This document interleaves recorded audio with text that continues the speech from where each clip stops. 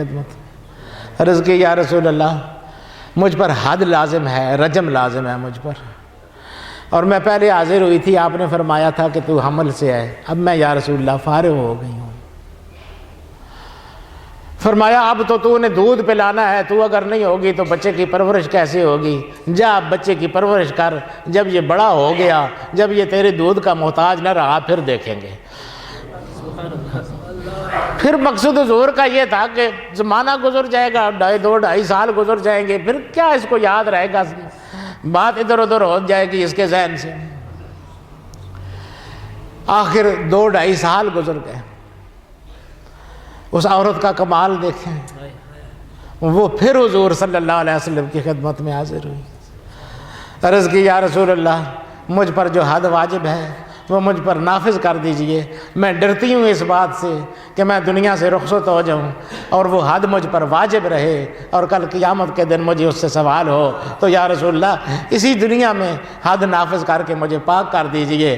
یا رسول اللہ پہلے بھی 2 دفعہ میں حاضر خدمت ہوئی تھی، مگر ایک دفعہ تو آپ نے حمل کی وجہ سے مجھے مہلت دے دی تھی، دوسری دفعہ بچے کی وجہ سے مہلت دے دی تھی، اب یا رسول اللہ یہ بچہ بڑا ہو گیا ہے۔ وہ بچہ ساتھ لائی تھی اور بچے کے ہاتھ میں روٹی پکڑا کے لائی تھی اور کہا تھا یا رسول اللہ یہ دیکھو اب یہ روٹی کھاتا ہے، اب یہ خود روٹی کھا سکتا ہے، اب میرے دودھ کی اس کو ضرورت نہیں رہ گئی یا رسول اللہ، اس لیے مجھ پر وہ سزا نافذ کر دیجئے، یہاں سزا نافذ ہو جائے، یہ بہتر ہے بنسبت اس کے کہ کل قیامت کے دن مجھ سے سوال کیا جائے۔ تو بہرحال اس پر سزا نافذ کر دی گئی۔ میرے عرض کرنے کا مقصد یہ ہے کہ یہ کیسی خوف اور خشیت ہے، 3-4 سال گزر گئے مگر اس کے ذہن سے وہ بات نہیں نکلی تو نہیں نکلی کہ مجھ پر یہ حد واجب ہے، کل قیامت کے دن اللہ جو مجھ سے پوچھے گا تو اسے بہتر ہے کہ یہیں پر سنگسار ہو کے جان چھڑا لوں، کل قیامت کے دن اللہ کے سامنے شرمندہ نہ ہونا پڑے۔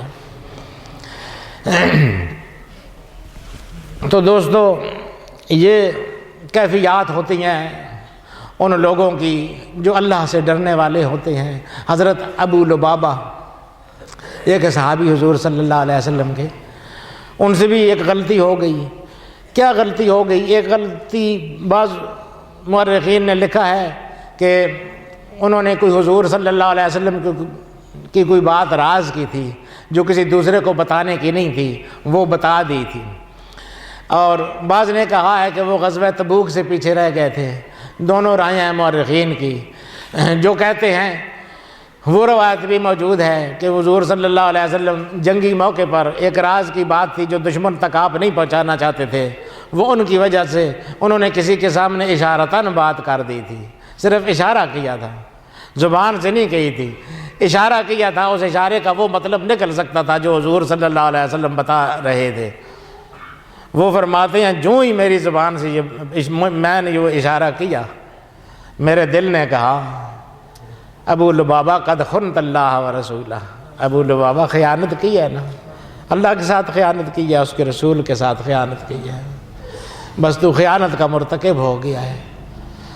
پھر اتنے شرمندہ ہوئے کہ وہاں سے سیدھے مسجد نبوی میں آئے اور اپنے آپ کو ایک ستون کے ساتھ باندھ لیا، مسجد نبوی کے ایک ستون کے ساتھ روتے رہتے تھے، اور سوائے نمازوں کے اور حوائج ضروریہ کے ہر وقت وہاں بندے رہتے تھے اور روتے رہتے تھے۔ کھاتے پیتے بھی بہت کم تھے، بیٹی ان کی تھی وہ آتی تھی تھوڑا سا کھلا دیتی تھی، بس وہ روتے ہی رہتے تھے، رو رو کے نظر بھی کبھی بیشتر حصہ چلا گیا تھا، نظر بہت کمزور ہو گئی تھی، بندے بندے جسم اکڑ گیا تھا، نحیف اور نزار ہو گئے تھے بہت۔ کسی نے حضور صلی اللہ علیہ وسلم کو کہا کہ یا رسول اللہ ابو لبابہ نے اپنے آپ کو ستون کے ساتھ باندھ لیا ہے۔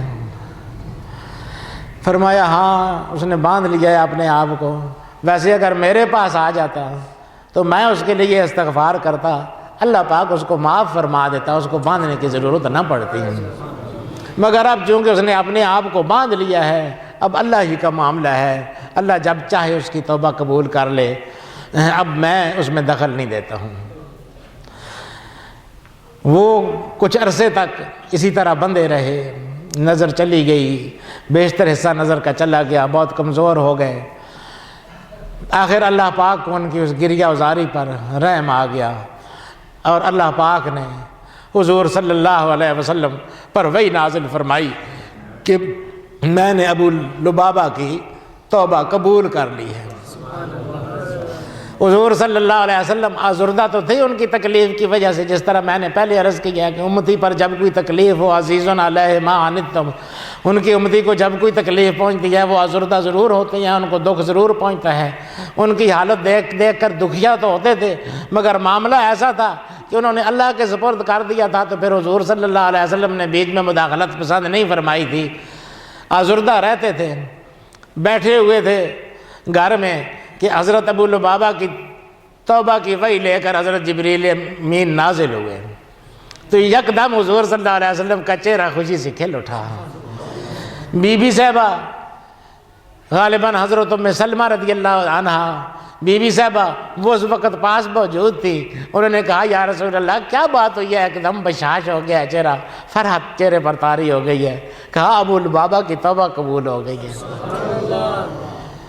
انہوں نے کہا یا رسول اللہ میں بشارت دے آؤں جا کے اس کو، مسجد میں کہہ آؤں اس کو؟ اس وقت تک پردے کے حکام نازل نہیں ہوئے تھے۔ پھر فرمایا ہاں دے آؤ بشارت۔ چنانچہ وہ دوڑتی گئی، کہا ابو لبابہ مبارک ہو تیری توبہ قبول ہو گئی ہے۔ مسجد میں موجود صحابہ کرام اور بھی سارے دوڑ پڑے ادھر ادھر سے، اور ان کو مبارکیں دینے لگے اور کھولنے لگے۔ انہوں نے بی بی صاحبہ سے عرض کی کہ بی بی صاحبہ اللہ نے میری توبہ قبول فرما لی ہے، بڑی خوشی کی بات ہے، لیکن میرا جی یہ چاہتا ہے کہ میری یہ بندشیں اگر خود حضور صلی اللہ علیہ وسلم آ کے اپنے ہاتھوں سے کھول دیں تو کیا بات ہے۔ چنانچہ حضور صلی اللہ علیہ وسلم تشریف لائے، بی بی صاحبہ نے جا کے ان کو بتایا، حضور صلی اللہ علیہ وسلم خود تشریف لائے، اپنی زبان مبارک سے ان کو مبارک دی، اور ایک ایک بندش اپنے ہاتھ سے ان کی کھولی اور آزاد کیا ان کو اس قید سے۔ تو وہ ستون جو ہے وہ اسطوانۃ ابی لبابہ، یعنی ابو لبابہ کا ستون مشہور ہے، مسجد نبوی میں اب بھی ہے۔ حضور صلی اللہ علیہ وسلم اسی ابو لبابہ کے ستون کے پاس اعتکاف بیٹھا کرتے تھے، اسی ابو لبابہ کے ستون کے پاس عبادت کیا کرتے تھے، اور وہیں پر آپ کی اکثر محفل ہوا کرتی تھی۔ نعرہ تکبیر، نعرہ رسالت، شان غلامان مصطفیٰ۔ اب بھی علماء نے لکھا ہے کہ جو آدمی مسجد نبوی میں جائے، ریاض الجنہ میں ہے وہ ستون ابی لبابہ، اس کے پاس بیٹھ کر تائب ہو، اللہ پاک اس کے سارے گناہ معاف فرما دیتا ہے۔ اللہ تعالیٰ مجھے اور آپ کو وہاں کی حاضری نصیب فرمائے۔ وآخر دعوانا الحمدللہ رب العالمین۔